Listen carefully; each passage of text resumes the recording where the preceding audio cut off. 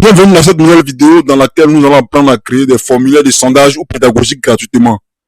Ce tutoriel a été réalisé à la demande de deux de nos abonnés que je salue au passage.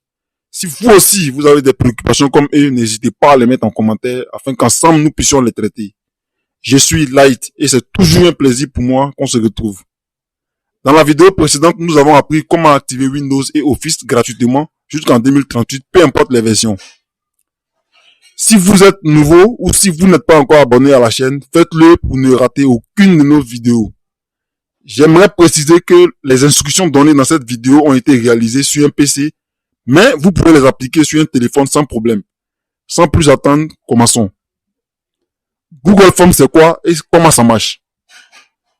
Google Forms est un outil proposé par Google qui permet de réaliser un formulaire avec différents types de questions et de réponses. Il est disponible en ligne avec une URL spécifique, mais il est également possible de l'intégrer sur une page web ou dans un email. Pour l'utiliser, vous devez préalablement vous créer un compte Google. Tout d'abord, rendez-vous dans votre navigateur préféré. Dans mon cas, c'est Firefox. Dans la barre de recherche de votre navigateur, tapez Docs Google Forms et cliquez sur le premier lien du résultat de recherche. Google vous demandera de vous connecter. Mettez donc votre email et votre mot de passe pour vous connecter à votre compte. Une fois connecté, vous arrivez sur le tableau de bord Google Forms. Sur cette page, vous trouverez des modèles déjà établis. Vous pouvez vous inspirer de ces modèles ou créer votre propre modèle. Pour des raisons d'apprentissage, nous allons créer notre propre modèle à partir de rien. Voilà ce à quoi ressemblera notre formulaire final. Pour créer notre formulaire, il faut cliquer sur l'icône plus. Une fois que vous cliquez sur l'icône, la page de création du formulaire apparaît. Nous allons donner un titre à notre formulaire. Pour commencer, je vais mettre Bienvenue sur Nongaland Tech. Choisissez un titre en rapport avec votre thème. Après le titre, il nous faut une description du formulaire pour mieux expliquer aux participants en quoi consiste notre formulaire. Donc, mettez une description qui explique le mieux ce que vous voulez faire. Maintenant que nous avons un titre et une description, nous allons à présent personnaliser notre formulaire. Pour personnaliser notre formulaire, cliquez sur l'icône en forme de gâteau, juste là en haut. Lorsque vous cliquez sur l'icône, l'option de thème apparaît à droite. Vous avez la possibilité d'ajouter une image d'entête comme image de couverture en cliquant sur Choisir une image. Google vous propose des images par thème. Mais si vous voulez ajouter une image depuis votre ordinateur ou votre téléphone, alors cliquez sur Importer, puis Parcourir. Sélectionnez votre image et positionnez-le comme vous le souhaitez et cliquez sur OK. Toujours dans l'option de thème, nous allons changer la couleur du thème. Essayez des couleurs qui vont avec votre image. Si les couleurs proposées ne vous plaisent pas, alors vous pouvez cliquer sur le petit bouton avec l'icône plus pour ajouter une couleur personnalisée. Vous pouvez également changer la couleur de fond et la police de votre formulaire. Ne vous sentez pas gêné, faites des tests jusqu'à ce que vous soyez satisfait. Une fois la personnalisation terminée, nous allons attaquer le contenu du formulaire.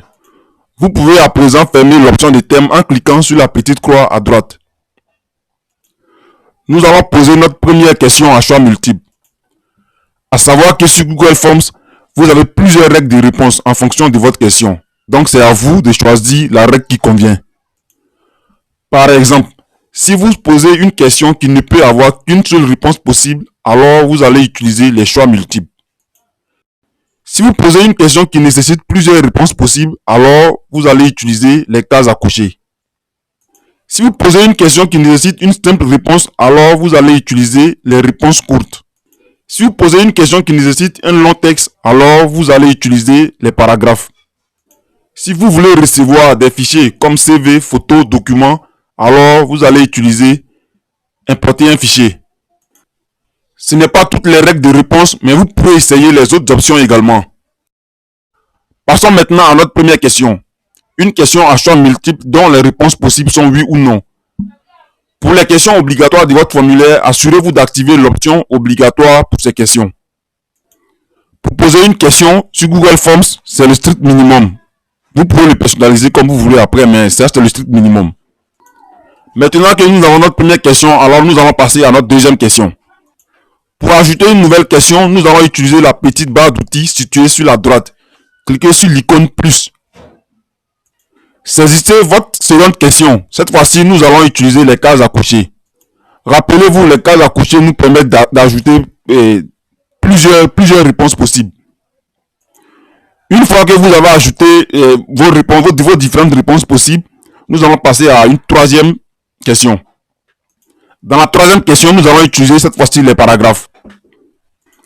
Généralement, cette règle de réponse est utilisée pour donner le choix aux participants d'écrire un long texte. Nous n'allons pas cocher l'option obligatoire pour cette question.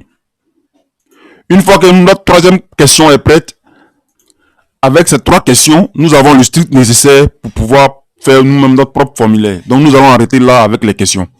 Une fois que nous sommes satisfaits de notre formulaire, alors nous pouvons voir un aperçu de notre formulaire en cliquant sur l'icône de l'œil en haut. En cliquant sur aperçu, vous allez voir le formulaire que vos utilisateurs verront lorsqu'ils cliqueront sur votre lien.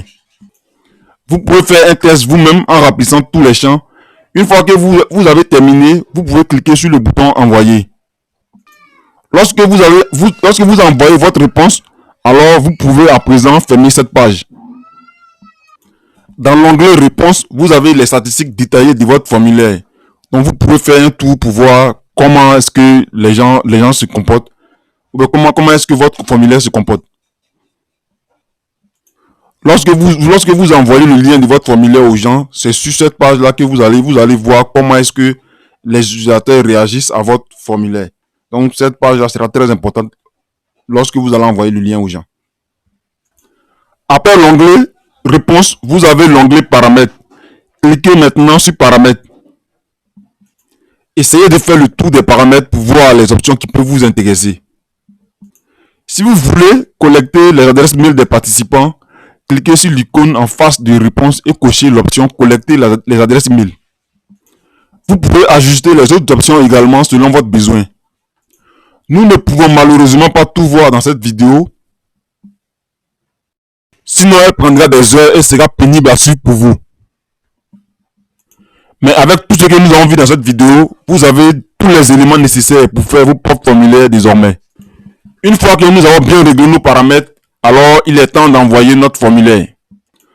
Pour cela, cliquez sur le bouton envoyer qui se trouve en haut et choisissez votre option d'envoi. Vous pouvez soit envoyer par email, dans ce cas mettez la liste des adresses email. Soit copier le lien et partager, dans ce cas n'oubliez pas de cocher l'option raccourcir l'URL. Soit l'intégrer à une page web. Ou encore envoyer sur les réseaux sociaux tels que Facebook ou Twitter. Dans mon cas, je vais copier l'URL du formulaire et le partager ensuite. Ceci marque la fin de notre vidéo. Si vous êtes arrivé jusqu'ici, alors vous pouvez vous applaudir, le geek. Vraiment félicitations à vous. Ça a été un réel plaisir pour moi de faire cette vidéo. Si vous avez aimé la vidéo, n'hésitez pas à vous abonner pour de prochaines aventures. Merci et à très bientôt.